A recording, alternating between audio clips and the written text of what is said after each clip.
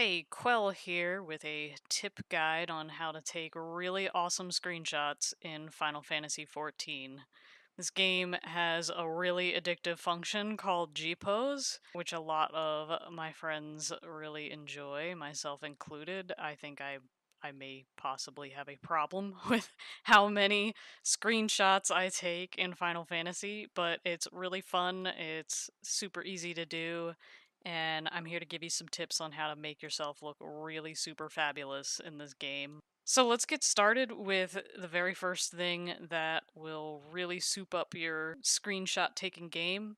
You'll want to pick up Stormshade, which is a really cool add-on. It's a shader, and basically what it will do is it makes your game, even in the play area, be a little bit more saturated. And what it'll do is create a command which you can hit Shift F2, and you'll get this additional box with additional ways to affect your graphics. Now, you don't want to have all of these checked at once while you're like playing the game, because some of them will have depth of field effects that could make you very dizzy or just generally blurry.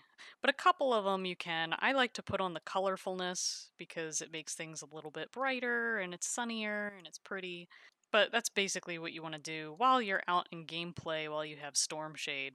You want to download it into your game folder and just let it chill out in there. And the next time you reload your game, you should see a nice gray box up at the top. Then you know it's working. Anyway, let's get to taking these screenshots. The very first thing is you want to figure out which locale you want to take screenshots in, and ideally, for beginners, pick a daytime. If you can't find daytime light, go in a house or a venue or near aetheryte. You can get really creative with lighting. But my favorite place to take screenshots, just like for that beautiful blue, is actually out in southern Thanalan.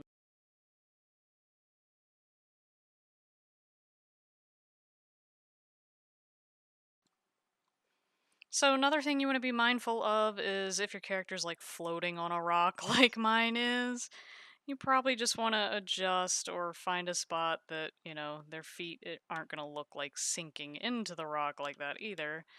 Sometimes maybe a rock is not the best idea, but you can keep that in mind because if you look at my character from above, it doesn't look like he's clipping in too badly.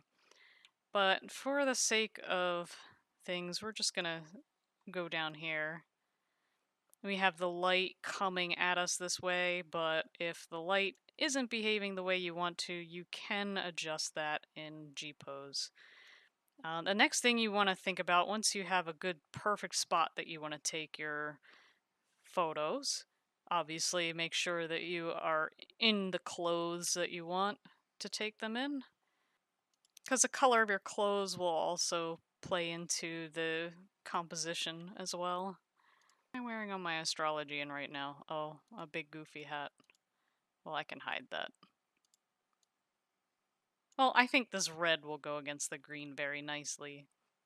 Before gpose had the option to change your character's emotion, you kind of had to set it out here.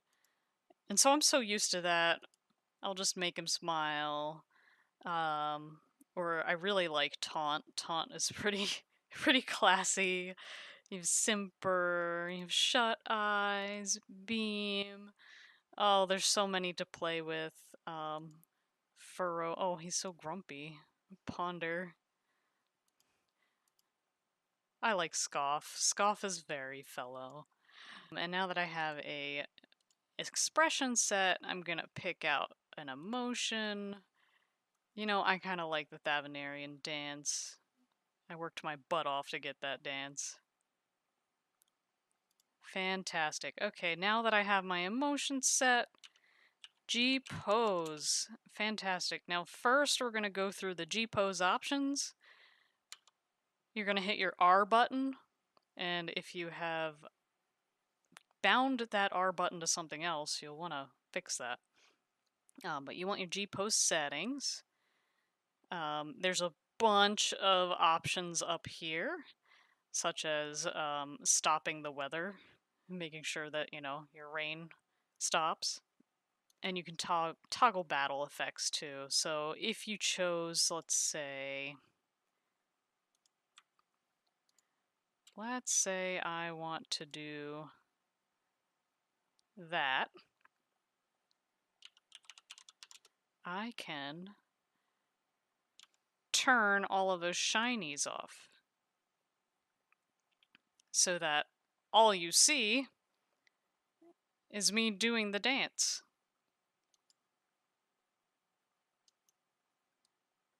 Oh, check that out.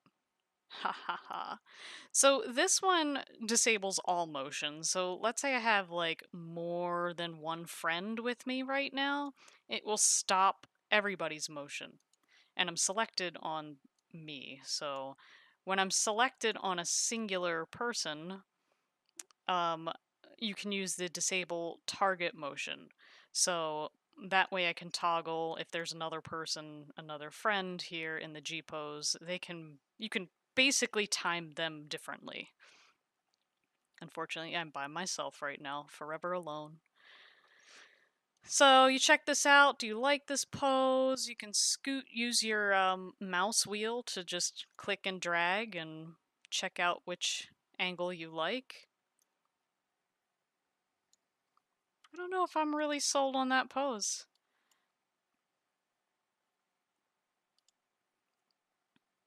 I want a collective. I want that one. Yes, that's good. Okay.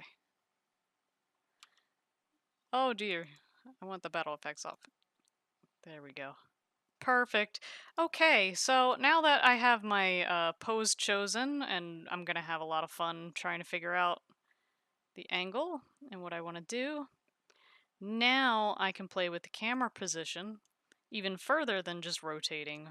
I can use my Q and E button to tilt the frame.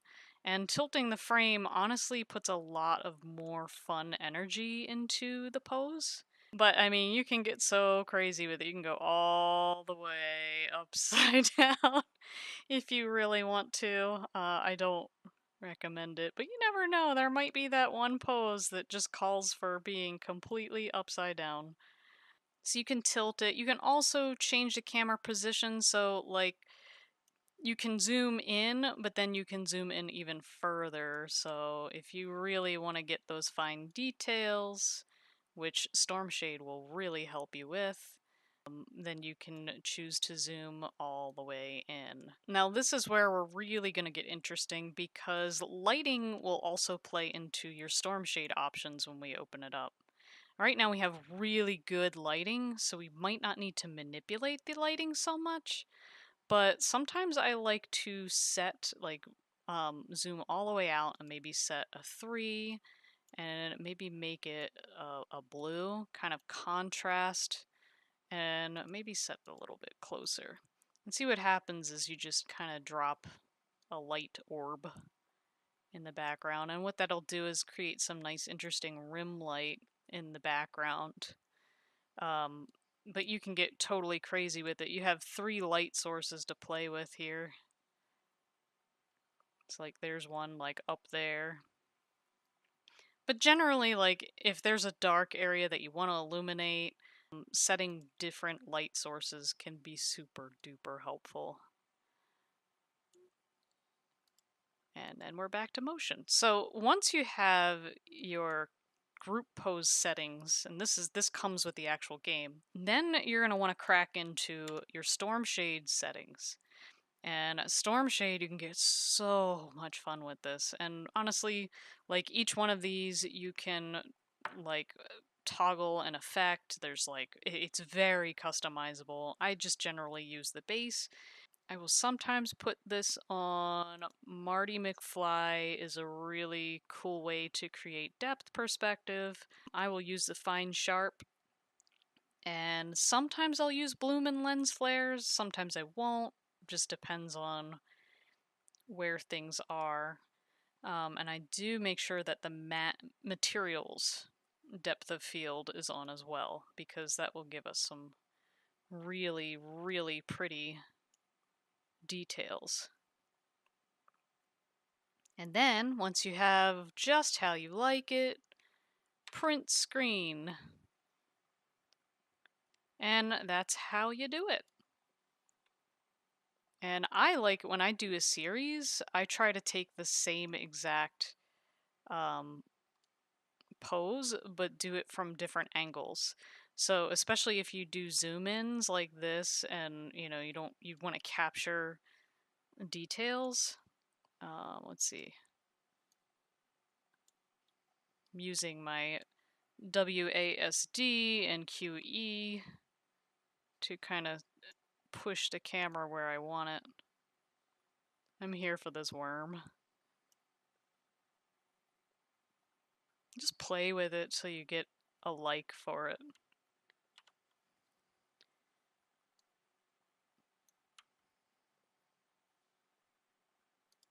And that is it. You see, oh, I still have stormshade on. Just make sure that when you come back out of group pose that you turn off the things that make everything really fuzzy, and so you don't get dizzy. This concludes my quick little tips on how to get started in gpose and using stormshade.